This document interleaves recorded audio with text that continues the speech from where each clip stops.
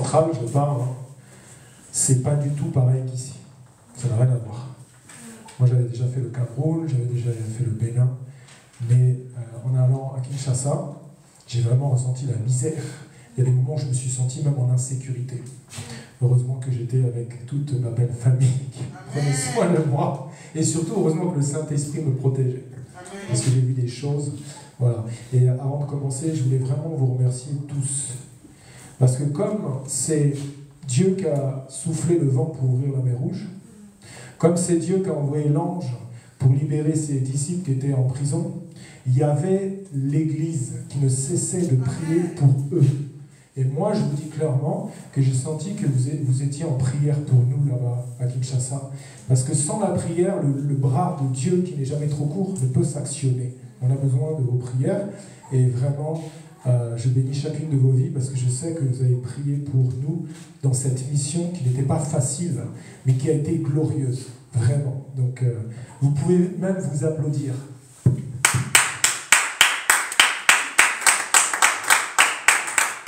Donc là où tu es, avant de commencer, déjà, tu peux regarder ton voisin et tu dis « Je t'aime dans l'amour de Christ ». Parce que s'il n'y a pas l'amour dans une église, il n'y a rien. Moi, je vous aime. Sébastien, je t'aime.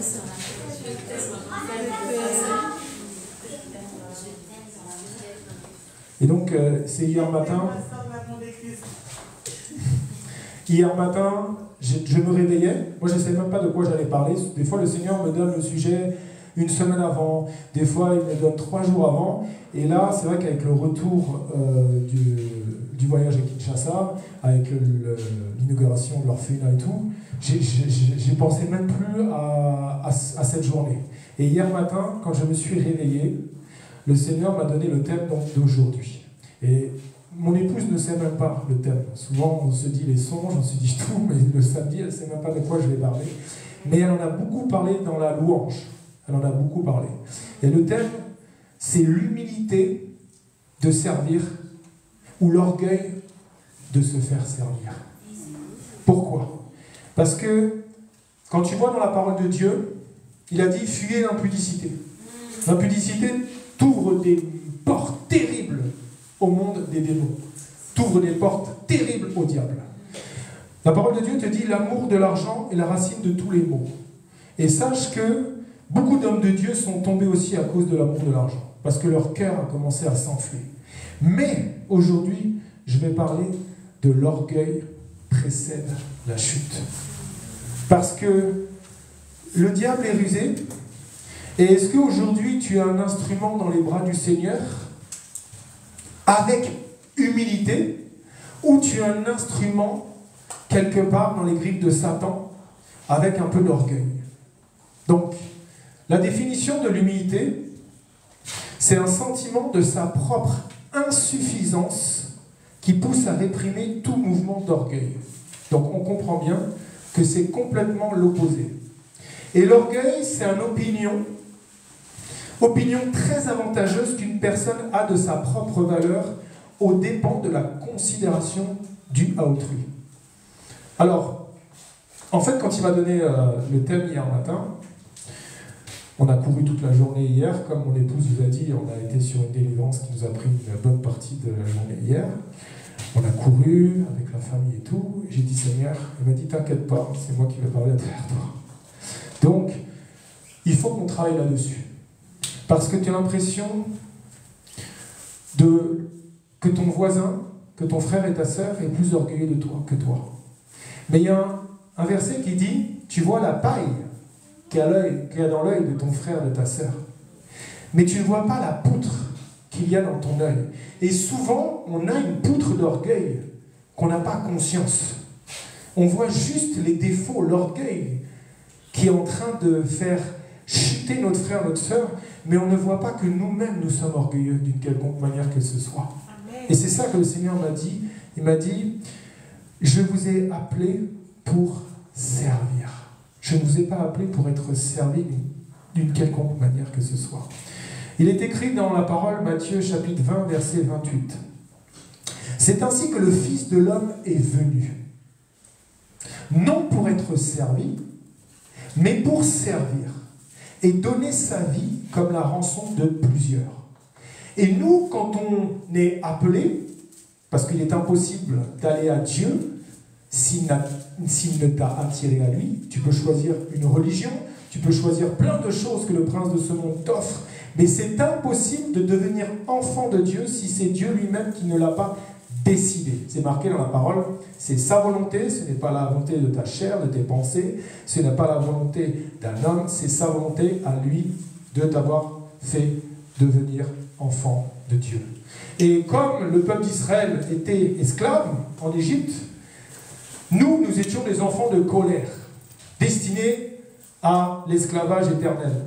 Mais par son immense grâce, comme il a entendu les pleurs de ce peuple d'Israël, il a entendu aussi nos pleurs. Et un jour, il est venu dans ta vie, il fait grâce à qui il veut, et il t'a fait devenir enfant de Dieu.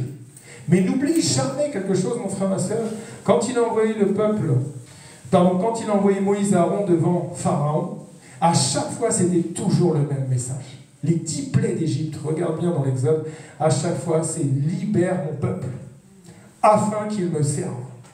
Ça veut dire que nous sommes appelés afin de servir le Seigneur. Et dans ces temps de la fin, le diable a enlevé plusieurs versets, parce qu'il connaît mieux la parole que toi. Et lui, il fait toujours, on discutait avec un frère hier, il fait des petits mélanges. Il prend beaucoup de la parole et puis il enlève un peu. Il fait des petits mélanges comme ça. Mais sache qu'il y a beaucoup d'appelés, mais peu d'élus. Parce que tout serment, lui, qui ne porte pas le fruit, il va le retrancher. Et nous le voyons tous les jours. Nous voyons des frères et des sœurs qui étaient à une position, puis d'un coup tu n'entends plus parler d'eux. Parce que si tu n'as pas un cœur à servir le Seigneur, si tu n'as pas un cœur, c'est quoi servir le Seigneur? C'est simple à comprendre. Le Seigneur, c'est qui? C'est le bon berger. Donc le bon berger, il a quoi? Il a des brebis. Et nous, notre mission, c'est d'aller gagner des brebis perdues, d'aller gagner des brebis qui ne connaissent pas le Seigneur. Mais derrière, il faut en prendre soin. Derrière, c'est ça que tu dois avoir dans ton cœur plus que toute autre chose, c'est que tu aies la compassion des âmes, mais que derrière, tu puisses aussi prendre soin des brebis. Parce qu'il est le bon berger. Mais toi, quand tu es choisi, appelé, il a besoin, comme nous tous ici, il a besoin aussi d'autres bergers. Il ne peut pas. Il envoyait ses disciples d'ailleurs avant que lui, il n'y aille. Donc nous, on a besoin aussi de vous. C'est pour ça que le Seigneur nous a dit, tous les jeudis soirs, l'école des disciples. Parce que ce que nous faisons, vous tous, vous avez des dons que le Seigneur a mis en vous, et vous avez une mission à faire pour le Seigneur. Mais n'oubliez jamais quelque chose, Dieu, celui que l'on sert, c'est celui qui sonde le cœur et les reins. Donc il faut que tu mettes ce service, il faut que tu mettes cette envie de servir le Seigneur avant toute chose. Et tu dois vraiment, on doit, quand je dis tu, c'est je suis dedans, on doit tous vouloir être transformés. Quand tu as reçu Jésus, tu ne l'as pas reçu comme ton ami, tu ne l'as pas reçu comme ton copain, tu ne l'as pas reçu comme je ne sais quoi, tu l'as reçu comme ton Seigneur. Et tu dois l'appeler Rabbi, tu dois l'appeler Rabboni, c'est ton maître. Quel maître dirige ta vie ce matin? Quel maître dirige ta vie? Parce que s'il est ton maître, tu vas mettre sa parole en pratique. Comme j'ai déjà dit, pour un exemple facile, si tu décides de faire des arts martiaux, que ce soit du judo, tu vas avoir un maître. Et si tu veux augmenter tes ceintures, si tu veux évoluer, il faut que tu passes des étapes. Et les étapes avec Jésus, c'est simple, c'est dans sa parole. Et dans la pratique. C'est pour ça que Jésus, moi j'aime dire, on est né de nouveau, on devient un bébé, il fait tout au début, il te change les couches, il te donne ton biberon et tout, il te montre la gloire de Dieu, mais après il va demander que tu grandisses, que tu puisses marcher à 4 pattes, et puis que tu puisses marcher, et que tu puisses avancer, avec un bon cœur. Pourquoi l'orgueil? Parce que l'orgueil, mon frère, ma soeur, c'est terrible. Et je le vois dans ma vie, je le vois dans la vie de frères, de sœurs, de personnes que je connais. Et il est écrit dans Proverbes chapitre 29, verset 23, « L'orgueil d'un homme », donc quand c'est un homme dans la vie, bien sûr, c'est homme et femme, « l'orgueil d'un homme l'abaisse. Mais celui qui est humble d'esprit obtient la gloire. » Donc ça, c'est une clé. On se doit de dire, Seigneur, s'il te plaît, toute racine d'orgueil que tu n'as pas plantée, on priera là-dessus tout à l'heure, déracine-le. que c'est, vous savez, le Dieu compris ici à Yahweh Shammah, le Dieu qui est là-haut dans les cieux, c'est un Dieu qui a une parole. Ça lui a déjà coûté assez cher quand il a dit « Si tu manges de ce fruit, tu mourras ». Et ça a amené toute l'humanité en enfer. Il fallait que cette parole se fasse chair et qu'elle soit brisée au bois, pendue au bois, que ce sang coule.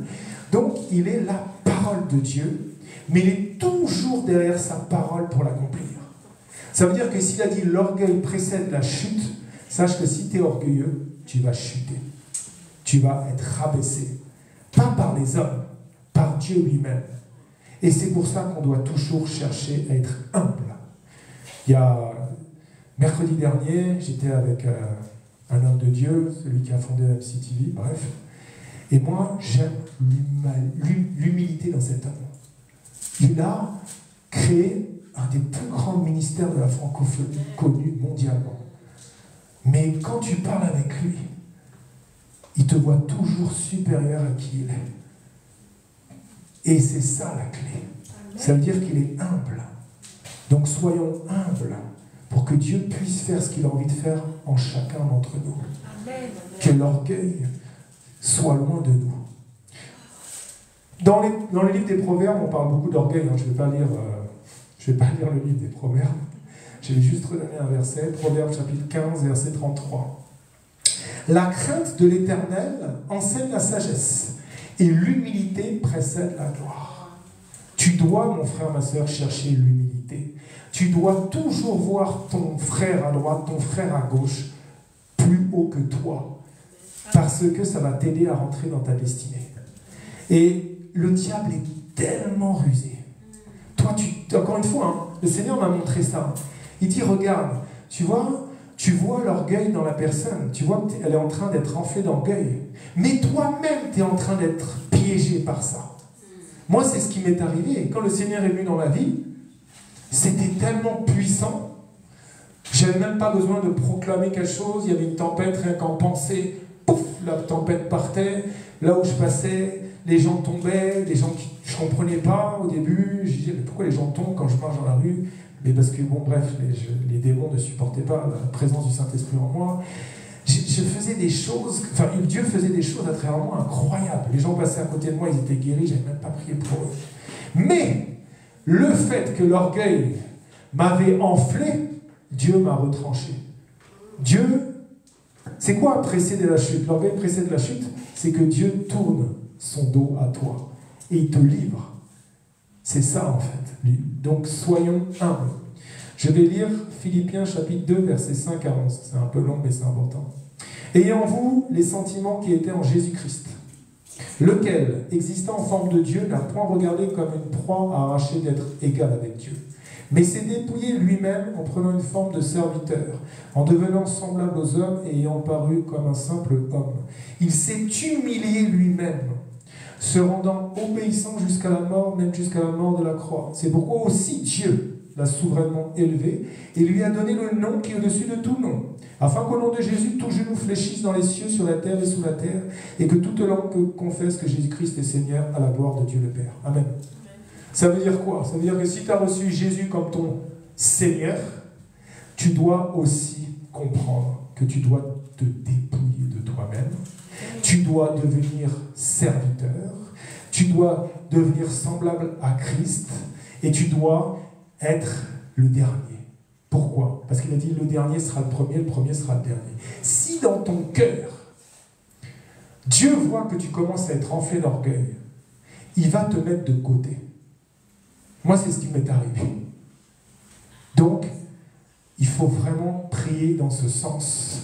Parce que si Dieu veut t'utiliser, si Dieu fait exploser les dons qu'il a mis en toi, mais que ton cœur a de l'orgueil, je te dis que tu vas chuter. Tu ne vas pas supporter que quand tu vas être dans la rue, au nom de Jésus, lève-toi et marche. Pouf, le gars sort de son fauteuil roulant. Mais si tu as un peu d'orgueil, c'est pour ça que Dieu connaît le temps aussi où il va t'élever. Parce qu'il faut qu'il travaille en toi un vase d'honneur. Parce que tu as pu souffrir de rejet, d'abandon, de tellement de choses dans ta vie. Et le diable va utiliser ça Parce que c'est genre une revanche. Moi, c'est ce qui m'est arrivé dans ma vie. Moi, je me suis senti abandonné, rejeté. J'avais l'âge de 1 an et demi. J'ai vécu des choses terribles dans mon enfance, dans mon adolescence. Mais quand Jésus est venu, c'était une revanche. Waouh! Ça y est, je suis un super-héros.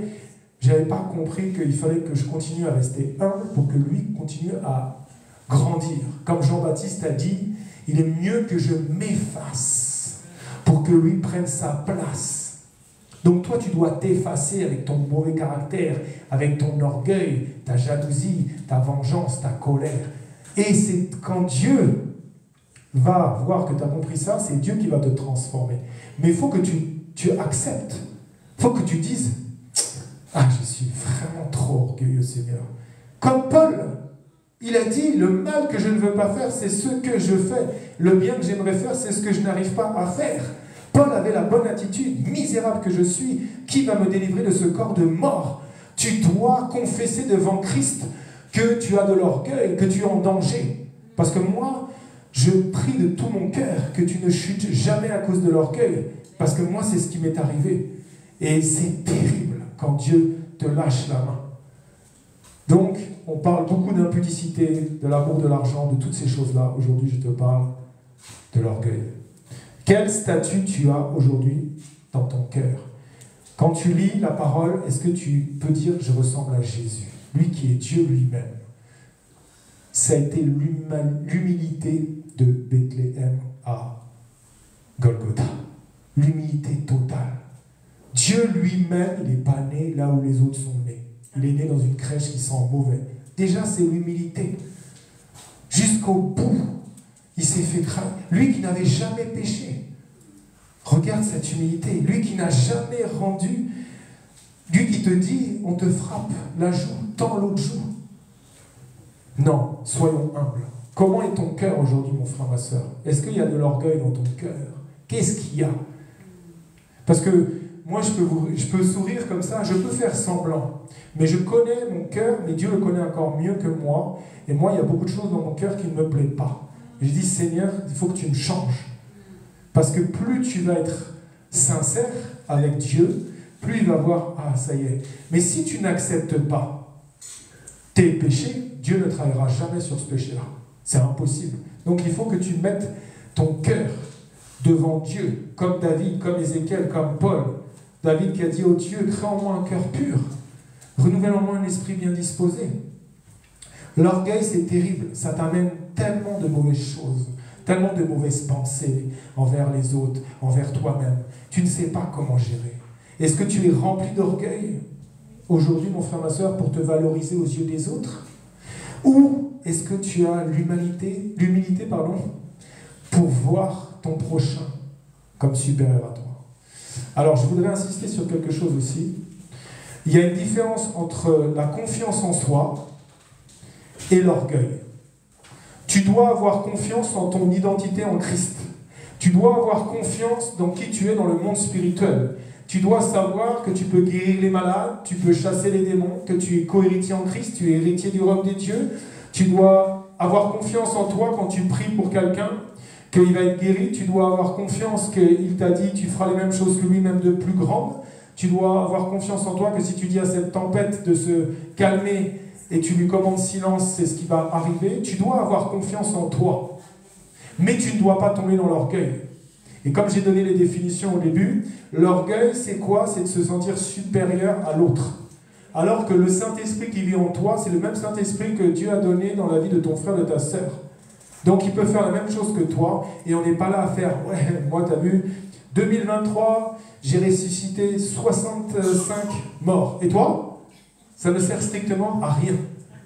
Parce que ce n'est pas toi qui les as ressuscités, c'est Jésus qui les a ressuscités à travers toi. Donc, vraiment que Dieu nous fasse grâce aujourd'hui, puisque c'est quand il parle de quelque chose, comme on dit, il donne une vision, il donne des prévisions. Pourquoi Dieu m'a demandé de parler de l'orgueil? Parce qu'il veut travailler dans ton cœur.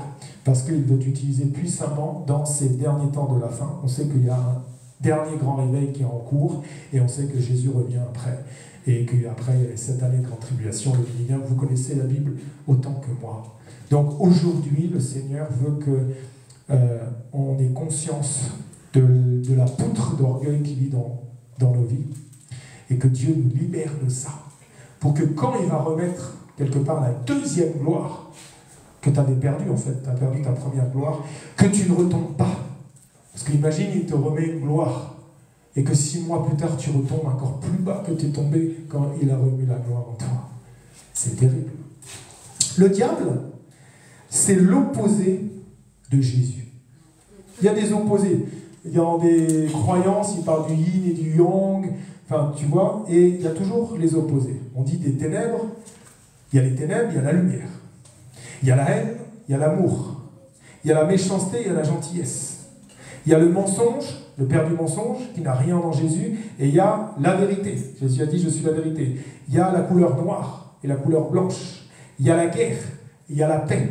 Et il y a l'orgueil et l'humilité. Je te dis que ce sont deux opposés. Ils sont complètement opposés.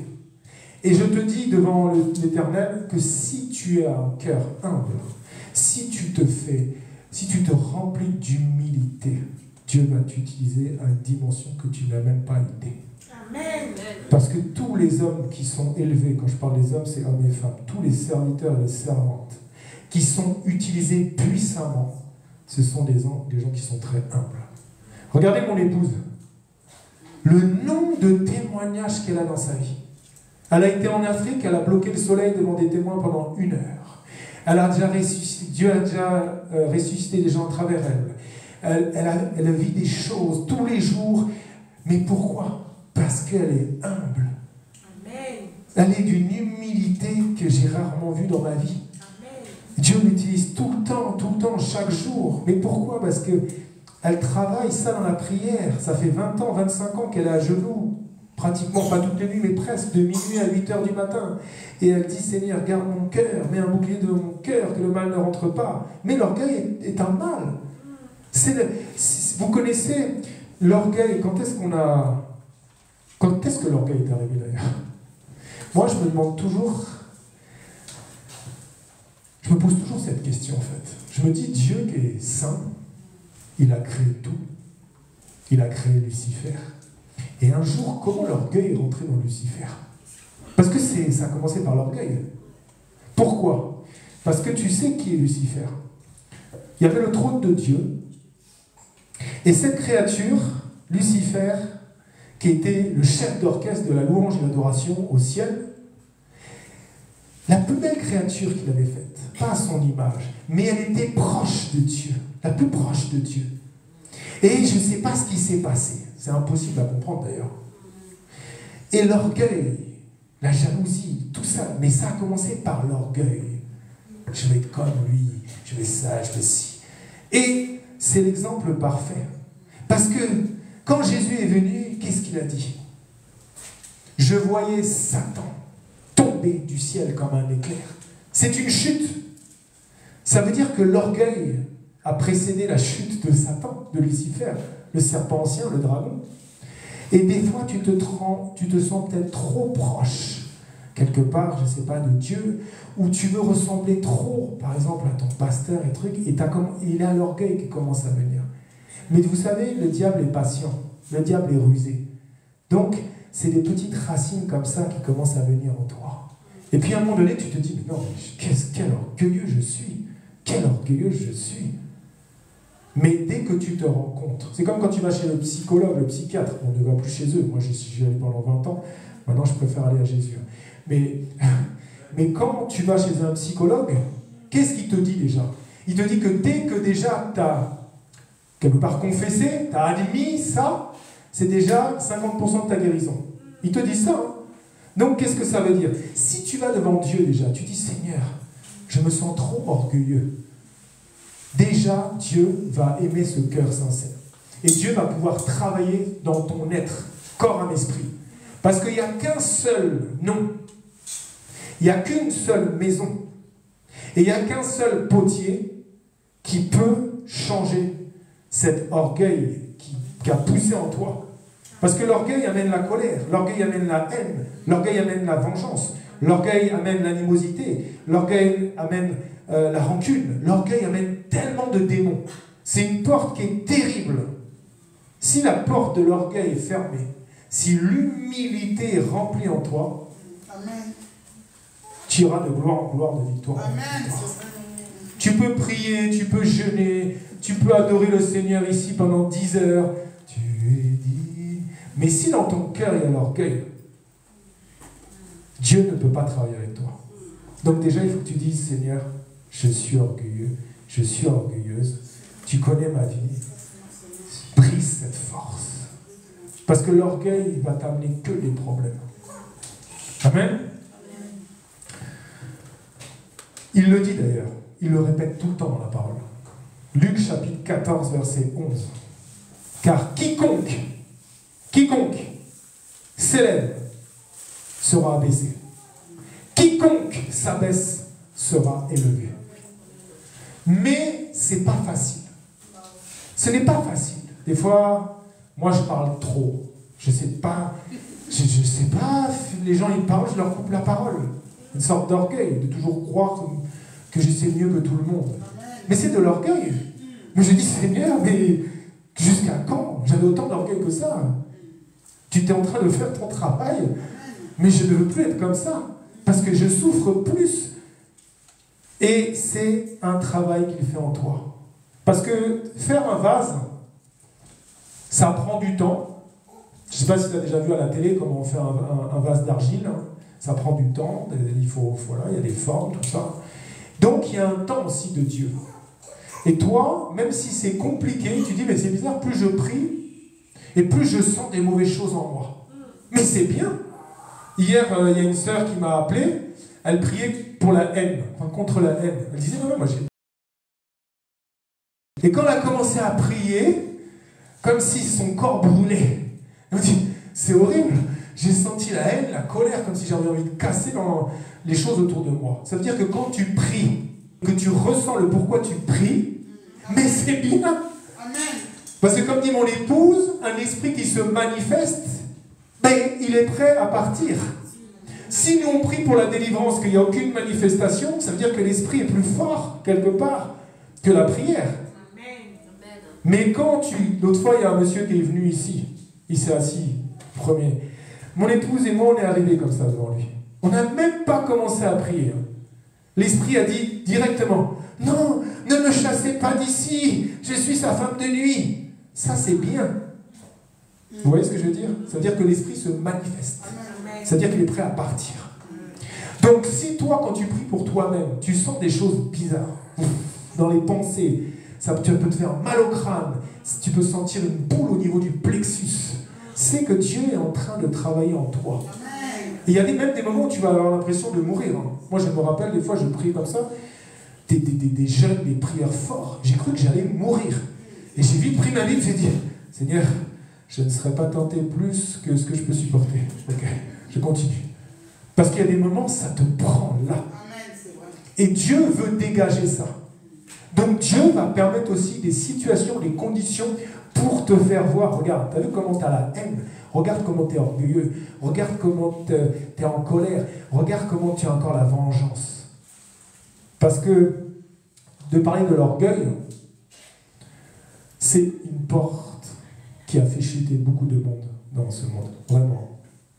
Et je pense aussi au pardon. Ne pas pardonner, c'est de l'orgueil. Ah oui. Tu connais la parole, ce n'est pas contre la chair et le sang qu'on doit lutter, mais contre les autorités de ce monde de ténèbres dans les lieux célestes. Le première parole de Jésus, pardonne-leur, Père, car ils ne savent pas ce qu'ils font. Mais toi, tu ne pardonnes pas. Mais c'est de l'orgueil. Dieu ne peut pas t'utiliser si tu ne pardonnes pas. Et Dieu va à chaque fois que tu ne pardonnes pas, à chaque fois que tu n'acceptes pas, à chaque fois que tu ne te vois pas comme Dieu te voit, à chaque fois que tu déchires pas ton cœur au lieu de déchirer tes vêtements, à chaque fois que tu ne dis pas, Seigneur, je suis comme ça, mais ça ne me plaît pas, Dieu ne peut rien faire dans ta vie. Tu ne lui ouvres pas la porte. C'est pour ça que tu dois vraiment travailler sur ton orgueil, mon frère, ma soeur. Parce que nous avons tous une porte liée à l'orgueil. Toi, tu es là. Moi, j'étais au Congo, là. Quand je suis ici, on est 20-30 personnes, bref. La première fois que je prêche en Afrique, je ne sais pas, il y a peut-être 200, 250 personnes, je ne sais pas. Mais je disais, Seigneur, surtout ne me rends pas orgueilleux. de prêcher devant tant de monde. Parce que tu peux devenir orgueilleux aussi. C'est un travail qu'on doit avoir tous les jours. Et je te dis encore une fois, que quand on a vu Michael, il y a 3 jours, moi, c'est son humilité qui m'impressionne. Le gars, tu le vois, tu as l'impression qu'il n'a rien fait dans sa... Enfin, il se vante de rien. Il est fondateur, créateur de MCTV, qui gagne des millions d'âmes pour le Seigneur. Et le gars, il te reçoit, mais... C'est incroyable l'humilité qu'il a, ce gars. Ça m'avait déjà impressionné au niveau des écrans, tout ça, même si on se connaissait un peu, on s'envoyait des messages. Mais là, de le voir, là, j'ai vu l'humilité de Dieu en lui.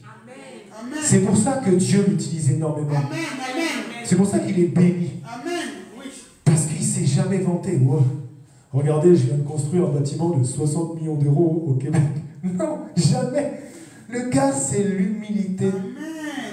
Donc soyons humbles, frères et sœurs. Parce que si on n'est pas humble, on a l'opposé, on est orgueilleux. Il faut se battre contre ça. Résister à l'orgueil. Et le diable s'enfuira loin de toi. Soumets-toi à l'humilité, à la puissance de Dieu et sois humble et dis Seigneur, change-moi encore. Et je sais que c'est Dieu qui m'a parlé hier matin, parce que quand j'ai entendu mon épouse tout à l'heure pendant la louange, comme si le Saint-Esprit me disait, tu vois, il faut être humble pour servir et pour se faire serviteur et pour s'occuper des brebis du Seigneur. Sinon, Dieu va te retrancher. Je te dis clairement, il est la parole de Dieu. Et il sera toujours derrière sa parole pour l'accomplir. Tu as de l'orgueil qui grimpe dans ton cœur, Dieu le voit. Si tu dis au secours Jésus, au secours, mais si tu ne l'acceptes pas, Dieu va te mettre de côté. C'est automatique. Donc, sois humble. Cherche l'humanité. Cherche à ressembler à Jésus. Et laisse le bon potier de ta vie te transformer jour après jour.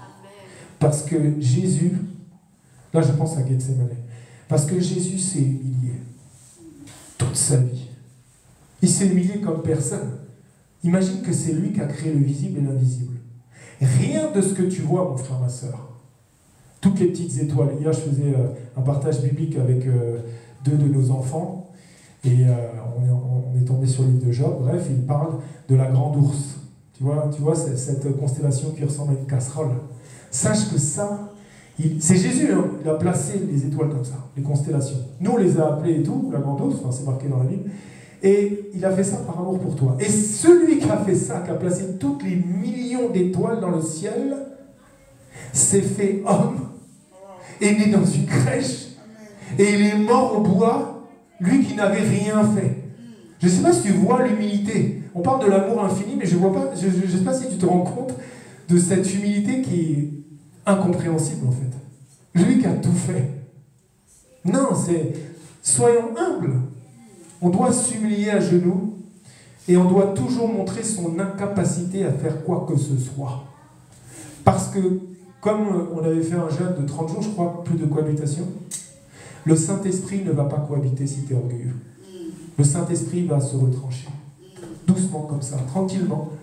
Parce que le Saint-Esprit déteste l'orgueil. Le Saint-Esprit vomit l'orgueil. Je te le dis clairement. Tu dois prier pour être humble. Et tu dois toujours comprendre que c'est ni par tes forces, ni par ta puissance, mais c'est par son esprit que tu guéris les gens. Tu n'as pas remarqué quelque chose au début de ta conversion? Tu guérissais les gens, tu chassais les démons facilement. Et puis, petit à petit, tu n'y arrives. Comme si tu dis, ben, j'ai plus de foi. Toi, tu penses que c'est la foi qui a baissé. Tu penses que... Mais moi, je te dis aussi qu'il y a l'histoire de l'orgueil dans cette histoire. Parce que si le Saint-Esprit cohabite avec de l'orgueil en toi, il n'actionne plus comme il veut. Donc, tu dois vraiment comprendre la parole de Dieu. Et quand il était à Gethsemane, il était angoissé, son âme angoissée jusqu'à la mort. Mais regarde comment il a prié. Pas ma volonté, Père, s'il est possible. Genre, Dieu n'est pas capable. T'imagines qu'il s'adresse à son Père. Père, s'il est possible que tu m'éloignes cette coupe de la colère. Dieu peut tout faire. Mais Dieu, par amour pour toi, a envoyé son Fils jusqu'à Golgotha, jusqu'au bout, pour que tu puisses devenir enfant de Dieu. Et c'est à Gethsémané qu'il y a eu cette prière de la supplication, cette prière de la destinée, où sa sueur s'est transformée en grumeaux de sang. Et toi, tu dois vraiment prier. Si tu sens encore de l'orgueil, entame un jeûne avec Dieu. Tu dis là, je vais jeûner 3 jours à sec. Je mange rien, je bois rien. Mais quand je sors de ce jeûne, je ne veux plus sentir cet orgueil dans mon cœur. Je ne veux plus voir mon frère, ma soeur inférieur à moi. Parce que tu m'as donné le don de la guérison, parce que tu m'utilises pour chasser des démons, parce que tu m'as donné une belle voix pour chanter. Détruis ça en moi, Jésus. Détruis-moi. C'est ça. Brise la force du moi. Et c'est là où Dieu va t'élever après. Amen. Donc que la volonté du Père soit faite dans ta vie, mais pas la tienne. Il est écrit dans Matthieu chapitre 20, versets 26 à 28. Il n'en sera pas de même au milieu de vous. Mais quiconque veut être grand parmi vous, qu'il soit votre serviteur. C'est la vérité, c'est la parole de Dieu. C'est pour ça que quand quelqu'un veut être grand dans une église, qu'est-ce que le Seigneur va faire? Il va le faire carrément serviteur de tous. Et Dieu est ainsi. Et quiconque veut être le premier parmi vous, qu'il soit votre esclave. C'est terrible la parole de Dieu, hein? Parce que c'est la vérité. C'est ainsi que le Fils de l'homme est venu, non pour être servi, mais pour servir et donner sa vie comme la rançon de plusieurs. Donc nous soyons de bons serviteurs de Christ et servons les autres avec amour, sans orgueil, avec beaucoup d'humilité. Comme j'ai dit tout à l'heure, tu vois la paille d'orgueil qu'il y a dans l'œil de ton voisin, mais tu ne vois pas la poutre de l'orgueil qu'il y a dans ta vie, mon frère, ma soeur, dans ton propre œil. Comment tu vas enlever la paille dans l'œil de ton frère si déjà tu as une poutre et tu n'y vois rien? Donc déjà, que nous puissions être sincères devant Dieu et que nous puissions dire, Seigneur, oui Seigneur, je suis encore orgueilleux, je suis encore orgueilleuse, brise cette force du moi, change-moi, je veux être humble, Seigneur. Dieu connaît ta vie mieux que quiconque. Dieu connaît tes souffrances. Dieu connaît ton passé. Dieu connaît chaque larme qui a coulé le long de ton visage. Dieu connaît tout ce que tu as vécu, que le diable a utilisé pour justement amener de l'orgueil dans ton cœur. Je lis encore 2 versets, après on ira vers la conclusion. Philippiens chapitre 1, versets 15 à 17. Quelques-uns, il est vrai, prêchent Christ par envie et par esprit de dispute, mais d'autres le prêchent avec des dispositions bienveillantes. Ceux-ci agissent par amour, sachant que je suis établi pour la défense de l'évangile. Tandis que ceux-là, animés d'un esprit de dispute, annoncent Christ par des motifs qui ne sont pas purs, et avec la pensée de me susciter quelques tribulations dans mes liens. Qu'est-ce que ça veut dire? Et moi, je me suis fait avoir il n'y a pas longtemps avec ça, d'ailleurs. Enfin, quand il y a eu TikTok, et on se fait vraiment avoir par le diable avec ces réseaux sociaux. Un jour, j'avais fait un live, et des fois, il y a 30, 40, 50 personnes. Et puis là, c'est monté à 500, 600, 700. Je dis, wow! Il y a du monde sur mon live. Mais j'étais en train d'être orgueilleux. Et je ne m'en suis pas rendu compte le jour même. J'ai dit, ouais, qu'est-ce qu'on en a à faire qu'il y ait 500 ou 10 000 personnes sur le live? Puisque c'est Dieu qui touche les cœurs, c'est Dieu qui amène les gens sur le live. Je me suis dit, mais non, mais je suis tellement orgueilleux. Ouais, j'ai plus. Ouais, même lui, là, le prophète truc, ouais, même celui-là, il fait au moins 10 heures de live par jour, mais lui, il n'est jamais arrivé à ce nombre. Mais c'est de l'orgueil. Amen. Terrible. Ah, oui. Ça veut dire que les réseaux sociaux, le diable utilise aussi pour t'amener de l'orgueil. Ah oui, je te le dis clairement. Donc, qu'il y ait 3 personnes sur ton live, ou 500, ou 1 million, reste humble. Parce que le diable, il est rusé avec cette histoire d'orgueil. C'est terrible, les téléphones portables. Franchement, que le Seigneur nous fasse grâce. Je finis par un verset, Galates chapitre 5, verset 26. Ne cherchons pas une vaine gloire en nous provoquant les uns les autres, en nous portant envie les uns aux autres. La parole est claire encore une fois. L'apôtre Paul en a tellement parlé. L'esprit, il parle d'esprit d'ailleurs. L'esprit de rivalité. L'esprit de vaine gloire. Quand on parle d'esprit, on parle de délivrance en fait. Donc, quelque part, j'ai envie de dire que dès que tu as un esprit de vaine gloire, de rivalité, tu as besoin de délivrance. Et quand je dis tu, je me mets dedans. C'est que dès que cette porte va s'ouvrir, cette rivalité-là, un peu bizarre, cette vaine gloire, quelque part, il y a un esprit qui est là derrière, qui tape à la porte comme ça. Vas-y, ouvre-moi, continue. Regarde, là, je vais t'envoyer encore 100 abonnés. Allez, 200. Ouais, t'as vu, j'ai 95 000 abonnés, c'est ça. Mais c'est de l'orgueil. Il faut que Dieu nous délivre de ça, parce qu'il y a un esprit derrière ça encore. Dieu doit nous délivrer pour pouvoir avancer avec lui. J'ai envie de conclure donc. Le diable sait très bien que Dieu déteste l'orgueil. Et le diable connaît l'écriture qui dit que l'orgueil précède la chute. Et le diable cherche ta chute, mon frère, ma soeur. Donc le diable va chercher que tu sois orgueilleux ou orgueilleuse dans ta vie. Et la bonne nouvelle, c'est que si tu as pris conscience de ça à travers ce moment, il est dit que toute plante que le Père n'a pas plantée, elle sera déracinée. Donc s'il y a encore une plante de l'orgueil, si ce message t'a touché, il faut que cette plante soit déracinée en toute urgence. Comme j'ai dit, il y a une différence entre l'orgueil et la confiance en soi. Des fois, tu as été maltraité, tu n'as pas confiance en toi. Et pourtant, la parole de Dieu te dit, tu n'as pas reçu un esprit de timidité. Tu as reçu un esprit de force et un esprit de courage. Donc toi aussi, tu peux venir ici parler. Amen. Moi, si je parle ici, Dieu connaît ma vie. Moi, j'étais tellement timide qu'on n'a pas pu me mettre à l'école. Moi, j'étais tellement timide que j'ai passé 1 an mes cours en 6e d'anglais à la pharmacie parce que je faisais des crises de panique, parce que j'avais tellement peur avec mon accent bizarre anglais que quand la prof elle allait m'interroger, que tout le monde allait se fiche de moi. Donc je faisais 1 heure de crise de panique à chaque cours d'anglais pendant 1 an. Et quand j'étais parti en vacances, je n'avais pas dormi pendant 2 mois parce que j'avais tellement peur de retomber sur ce professeur en 5e.